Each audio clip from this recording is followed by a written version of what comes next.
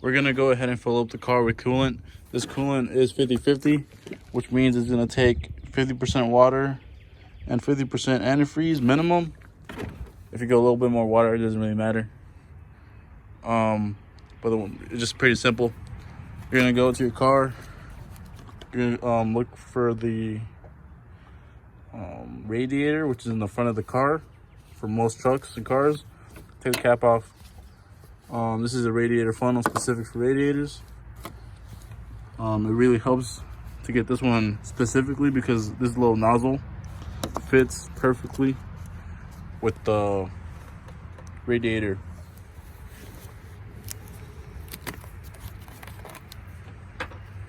Take that, poke a hole. You can take that off if you want. Slowly drop it in. Now this car didn't have any water or any coolant inside of it when I got it, so I know it's gonna take the whole gallon and a whole gallon of water. Now if this does fill up over here, there is the water reservoir over there, passenger side, or some trucks may have it on the driver's side. If it fills up over here, you can fill it up on the through the water reservoir.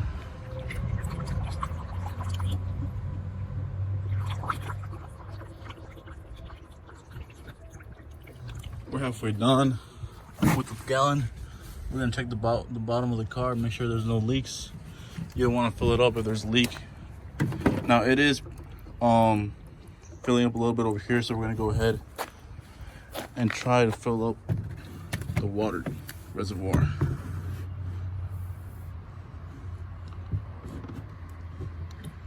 Go.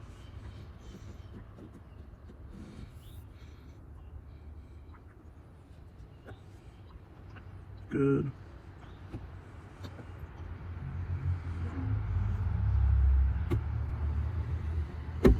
And that took it all. You can keep it there. Make sure it took the whole thing. This one did take the whole thing. If you're having trouble with it going to the bottom, you can grab the hose right here, that one right there. You can squeeze it, and it's gonna take the air out of the system. So as you can see, it filled up pretty quick, but we do have to fill up the rest with water, at least a gallon of water. So we're gonna keep that there. You're gonna take the gallon of coolant, fill it up with water. I'm gonna go ahead and fill this side up. You can see it's just straight water.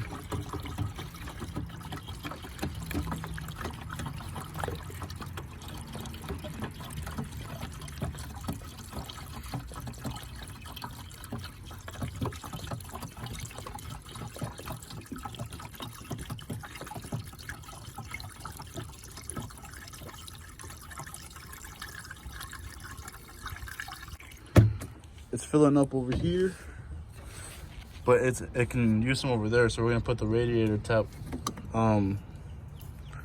back on and then fill it on that side. So it's on all the way,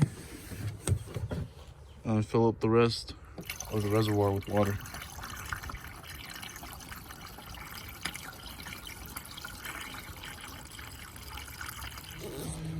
Now the next thing we're gonna do is gonna be installing 8 new spark plugs. Now this car has spark, but it's just a good idea to get new spark plugs. That way, you know, if you're troubleshooting any problems with your engine, it's not gonna be the spark plugs because those have been replaced. Now there's 1 for each cylinder, 4 on each side. They're gonna be behind these little plugs, so you're gonna want to pop those out. Let's see if I can pop one out for you. You pop each one out, you unscrew it, probably a 12 or 14 mil. Now my spark plugs are set horizontally, as you can see, so when you unscrew them, it won't be too hard taking them out. But some cars have them inserted vertically, like straight down, and you're gonna want to get one of these spark plug tools that are magnetic, and it won't fall down.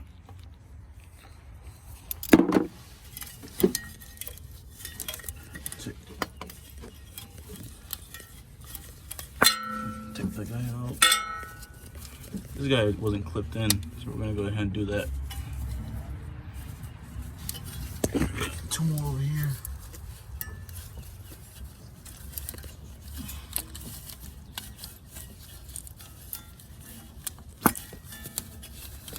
Third. You don't want to yank on the wire. You want to get as close as you can to the actual plug and pull that.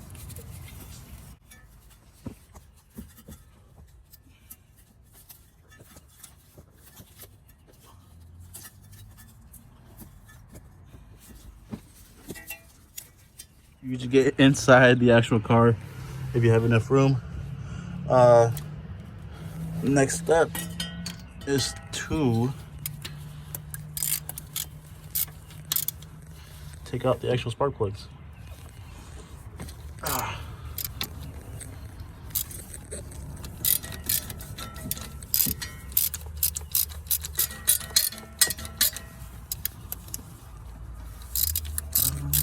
So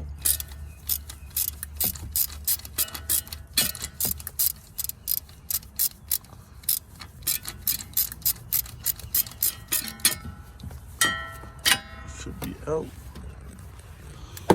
It's not.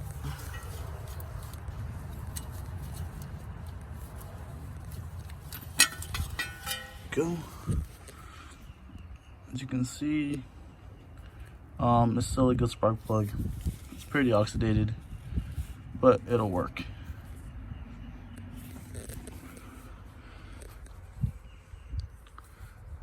Now this is actually the same brand as well as the oil filter. We're gonna go ahead and put it in here. Since it's magnetized, we don't have to worry about dropping it. Flip the switch.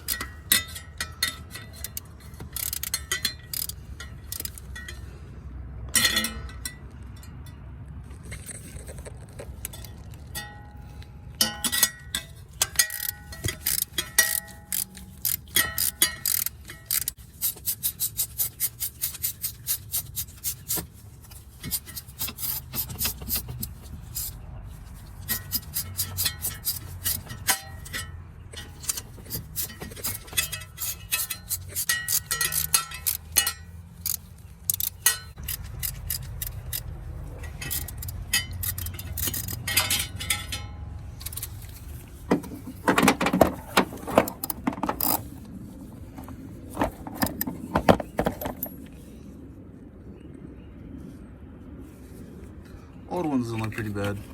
Doesn't look that bad.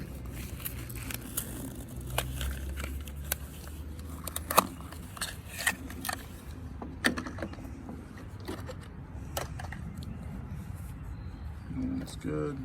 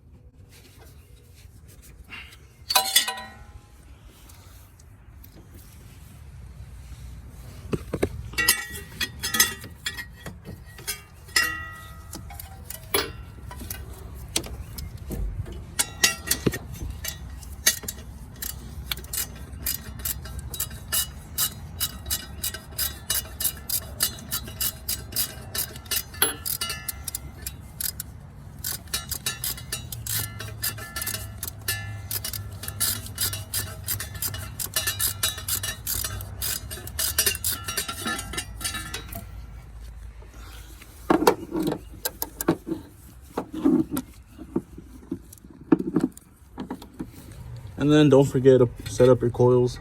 You just put it over the spark plug.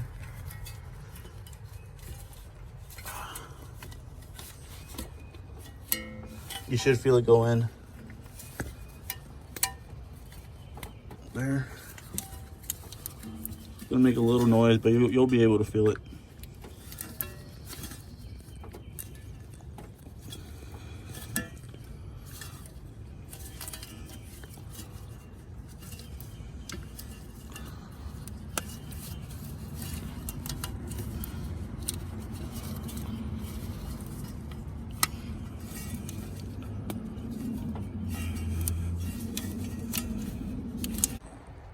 All right, both sides are done. Make sure all the plugs are pushed in tight on both sides. You can see everything's connected. And the very next thing you want to do after your spark plugs is get yourself a brand new air filter. This is going to be the simplest job you can do to your car. All you have to do on your Chevy too, all you got to do is unscrew this bolt, picking up some wind. All right, you take your bolt out, you take your washer, set those aside. You pick this up. Don't put it on top of your battery. You take out the old one. It doesn't look too bad, but as you can see, it's pretty used. And you compare it to this one. Look, this one looks way nicer.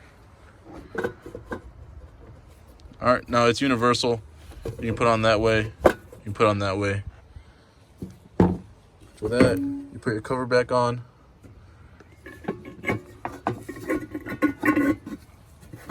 Okay. The hole isn't aligning. That's because the hole wasn't aligning because this wasn't here. It's got to be pointed at 12. As you can see, there it goes. Next step, washer, bolt.